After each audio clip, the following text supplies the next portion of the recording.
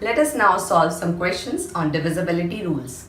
Our first question is, if a number is divisible by 9, then it must be divisible by 3. We have a first rule which says that if we have any number which is divisible by another number, then it is divisible by every factor of that number. क्या rule था हमारा पहला rule divisibility का, कि यदि हम कोई एक नंबर को किसी दूसरे नंबर से डिवाइड कर सकते हैं तो हम उस दूसरे नंबर के हर एक फैक्टर से भी उस फर्स्ट नंबर को डिवाइड कर सकते हैं. देयरफॉर दिस होल्ड्स ट्रू कि यदि कोई एक नंबर 9 से डिविजिबल है तो वो उसके फैक्टर से भी डिविजिबल होगा. लेकिन यदि यहाँ पर हम इसका रिवर्स कर दें, instead of 9 we say that if a number is divisible by 3, is it divisible by 9? यदि हम उस नंबर को 3 से डिवाइड कर रहे हैं तो क्या हम उसे 9 से डिवाइड कर सकते हैं? This will not be true, just the opposite case. यहाँ पर 9 is not the factor of 3 but 9 is a multiple of 3 and this rule holds true only for factors. Our next question is, if a number is divisible by 9 and 10, it must be divisible by 90. इसे check करने के लिए पहले हमें ये देखना है कि ये जो 9 और 10 दो नंबर्स हैं, what kind of numbers are these? These are co-prime numbers. Why co-prime? इन दोनों के बीच में 1 के अलावा कोई भी कॉमन फैक्टर नहीं है. तो डिविजिबिलिटी का सेकेंड रूल क्या कहता है? यदि हम किसी नंबर को दो को प्राइम नंबर से डिवाइड कर सकते हैं तो we can also divide that number by their product also. Therefore यदि कोई भी एक नंबर 9 से और 10 से डिवाइड हो रहा है तो जो इन दोनों का प्रोडक्ट होगा वो उससे भी डिवाइड होगा. Therefore this is true, this statement is true. Next question, a number is divisible bye 18 if it is divisible by both 3 and 6. Suppose we have some number here x which is being divided by 18. तो 6 and 3 क्या हुए? उसके factors हुए. तो जाहिर सी बात है वो उन दोनों से भी डिविजिबल होगा. बट क्वेश्चन ये नहीं है. The question is not like that कि कोई नंबर 18 से डिवाइड हो रहा है तो वो 3 और 6 से भी डिवाइड होगा. यहाँ क्वेश्चन जस्ट द ऑपोजिट है, because we have missed this important part. If यहाँ क्या कह रहे हैं कि कोई एक नंबर 18 से तभी डिवाइड होगा जब वो 3 and 6 से डिवाइड होगा. ये हमारे फर्स्ट रूल का जस्ट कन्वर्स पार्ट हो गया कि यहाँ पे हमने बोला था कि नंबर के फैक्टर्स भी उस नंबर को डिवाइड करेंगे. पर यहाँ पे क्या कंडीशन बोल रहे हैं कि यदि उन दोनों फैक्टर्स से हम उस नंबर को डिवाइड कर सकते हैं तो हम उनके प्रोडक्ट से भी उस नंबर को डिवाइड कर सकते हैं, which does not hold true for the rule 1. लेकिन यदि ये दोनों नंबर कोप्राइम होते तो हम कह सकते थे उन दोनों कोप्राइम का प्रोडक्ट भी उस नंबर को डिवाइड करेगा. But are 3 and 6 coprime numbers? No, because 3 और 6 के बीच में we have more than one common factor, that is 1 and 3. Therefore ये कोप्राइम भी नहीं है. तो रूल 2 के अकॉर्डिंगली भी ये होल्ड ट्रू नहीं करेगी कंडीशन, क्योंकि रूल 2 वॉज सेइंग दैट कि यदि हम किन्हीं दो कोप्राइम नंबर से उसको डिवाइड कर सकते हैं नंबर को तो उनके प्रोडक्ट से भी डिवाइड कर सकते हैं. Therefore this will not hold true, this will be a incorrect statement. Moving on to next question, we have, if two numbers are coprime at least one of them must be prime. Is it necessary कि यदि हम कोई दो coprime number ले रहे हैं, what are coprime number, जिनके बीच में सिर्फ और सिर्फ 1 इज द कॉमन फैक्टर. तो यदि हम कोई दो कोप्राइम नंबर ले रहे हैं तो क्या at least one of them must be prime? It can be the case, not necessary. यदि हम दो क्वेश्चन नंबर्स लेते हैं, suppose we take 10 and 11. In this case ये दोनों कोप्राइम है, यस. तो 11 is a prime number. But this case should hold true for each and every number, but it does not hold true. Why? If we take another example, suppose 14 and 15. ये दोनों भी co-prime numbers हैं, but neither 14 nor 15 are prime. क्यों? 14 के दो factors हैं, 7 into 2 और 15 के 5 into 3. Therefore, these two numbers can be factored into more than 2 factors. इसलिए ये दोनों प्राइम नंबर्स नहीं होंगे. Therefore, यदि कोई दो नंबर्स को प्राइम है ये कंडीशन बिल्कुल ज़रूरी नहीं है कि उनमें से कम एक नंबर प्राइम होना ज़रूरी है, हो भी सकता है, but it is not a necessary condition. This statement is also not correct. Moving on to another question.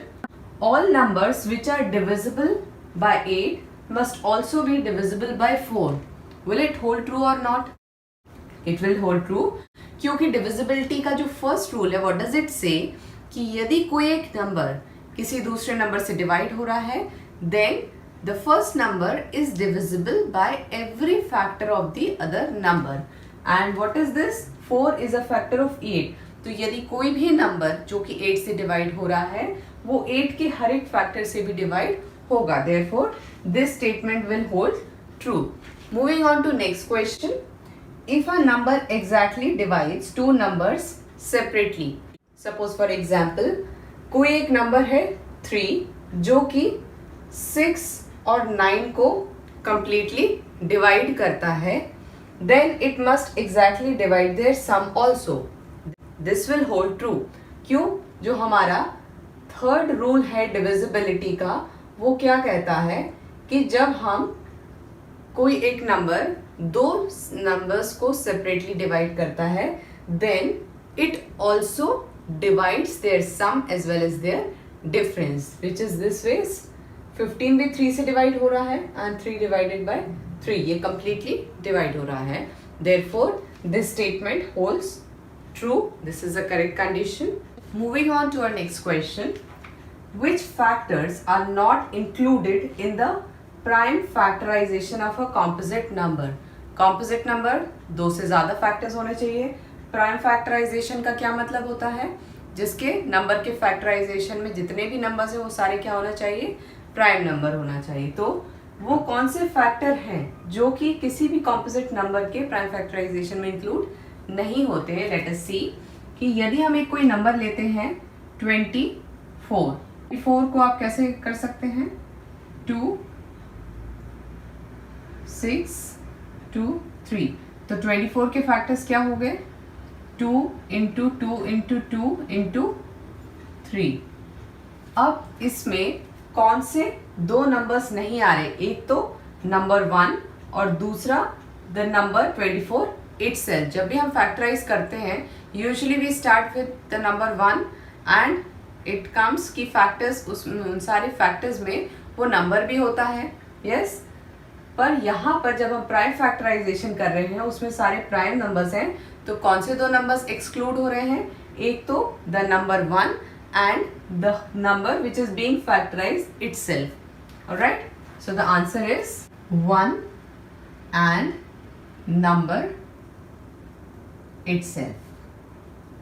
Moving on to next question, what we have is the sum of two consecutive odd numbers is always divisible by 4. दो consecutive odd numbers जब हम लेते हैं, उनका जो sum होगा, it is always divisible by 4. Let us check it. Suppose we take 3 and 5. इनका sum 8 is divisible by 4. Similarly हम दो नंबर लेते हैं 5 एंड 7, 7 एंड 9. 5 एंड 7 का सम 12 इज डिविजिबल बाय 4. इन दोनों का सम 16 अगेन डिविजिबल बाय 4. या हम कोई भी नंबर बीच में लेते हैं. Suppose we take numbers 21 and 23. इन दोनों का सम क्या होगा? 44. That is also divisible by 4. Therefore, we can say that the sum of two consecutive odd numbers is always divisible by 4. This question is very important. ये कई बार multiple choice में आता है या फिर true and false में भी आता है that consecutive odd numbers को हमेशा हम 4 से, उनके sum को हम हमेशा 4 से divide कर सकते हैं. Okay? So moving on to our next question. The product of three consecutive numbers is always divisible by 6. What does this question says? कि यहाँ पर हमने दूसरे में लिया था सम, यहाँ पे हम क्या ले रहे हैं? प्रोडक्ट. और यहाँ पे 2 consecutive odd numbers लिए थे, यहाँ पर हम odd even की कोई कंडीशन नहीं ले रहे हैं. We are just taking 3 consecutive numbers.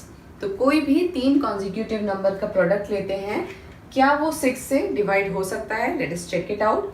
Suppose we take 2 into 3 into 4. हमने 3 नंबर्स लिए, कॉन्जिक्यूटिव नंबर्स लिए हैं. This number, is it divisible by 6? Yes. Similarly we can take 3 into 4 into 5 करेंगे. Then 5 4 is 20, 3 is 60. ये भी डिविजिबल होगा bye 6.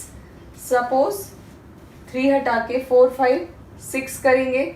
This will also be divisible by 6. Therefore we can say that कि कोई भी हम 3 कॉन्जिक्यूटिव नंबर का product लेते हैं, it is always divisible by the number 6. इन्हीं से को रिलेटेड और क्वेश्चंस हम अपकमिंग सेशंस में ट्राई करेंगे. Just learn the divisibility rules. आपको पता होना चाहिए डिविजिबिलिटी रूल्स क्या होते हैं, कैसे हम नंबर्स को डिवाइड करते हैं, क्योंकि छोटे छोटे वर्ड्स में, like we have seen one example here, यहाँ पर एक क्वेश्चन को थोड़ा सा ट्विस्ट करके दिया जा सकता है, फ्रेम किया जा सकता है, but that will change the meaning of the sentence. Question का पूरा मीनिंग ही चेंज हो जाएगा. So be very careful when you are reading the question and then only you can apply the divisibility rules. Practice the questions. See you in next lecture.